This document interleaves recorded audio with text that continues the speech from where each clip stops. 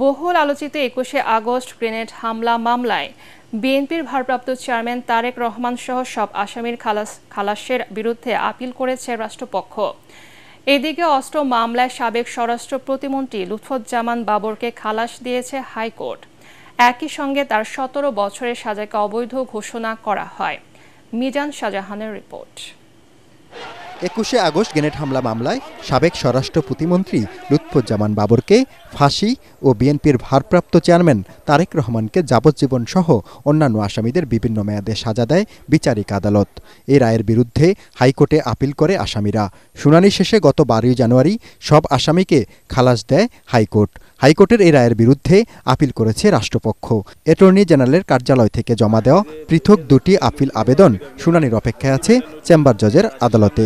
আমরা আশা করি হাইকোর্ট বিভাগ যে রায় দিয়েছে ২১শে আগস্টের মামলায়, সুপ্রিম কোর্টও সেই রায়কে যথাযথভাবে আপহেল করবেন এবং বহাল রাখবেন। যেহেতু রাষ্ট্র আপিল দায়ের করার এখতিয়ার রাখে এবং তারা যে পূর্ণাঙ্গ রায়ের বিরুদ্ধে আপিল দায়ের করেছে, আমি মনে করি আইনের শাসন প্রতিষ্ঠার ক্ষেত্রে এরকম আপিল দায়ের করে সর্বোচ্চ আদালত এগুলো নিষ্পত্তি হওয়া সকলের জন্যই কল্যাণকর এবং মঙ্গলকর। টানা ৭ম-বারের মতো বেস্ট টিস্যু পেপার ব্র্যান্ড হিসেবে স্বীকৃতি পেয়েছে বসুন্ধরা টিস্যু। এদিকে সাবেক স্বরাষ্ট্র প্রতিমন্ত্রী লুৎফুজ্জামান বাবরকে অস্ত্র মামলায় খালাস দিয়েছে হাইকোর্ট।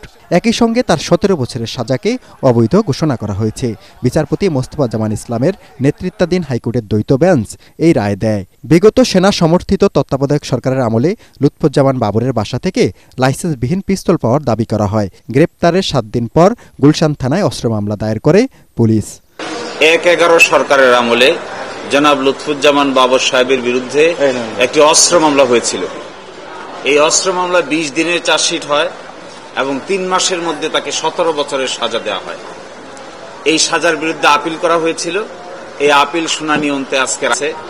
এই রায়ে তিনি বেকসুর খালাস পেয়েছেন। বাবরের পক্ষের এই আইনজীবী আরও জানান, যৌথ বাহিনী লুৎফুজ্জামান বাবরকে গ্রেপ্তারের ৭ দিন পর উদ্দেশ্যমূলকভাবে মামলা দায়ের করে। এজাহারে বলা হয়, একটি লাল কালো ব্যাগ থেকে অস্ত্র উদ্ধার করা হয়, কিন্তু জব্দ তালিকায় সেই ব্যাগ ছিল না। মিজান শাহজাহান, এটিএন বাংলা, ঢাকা।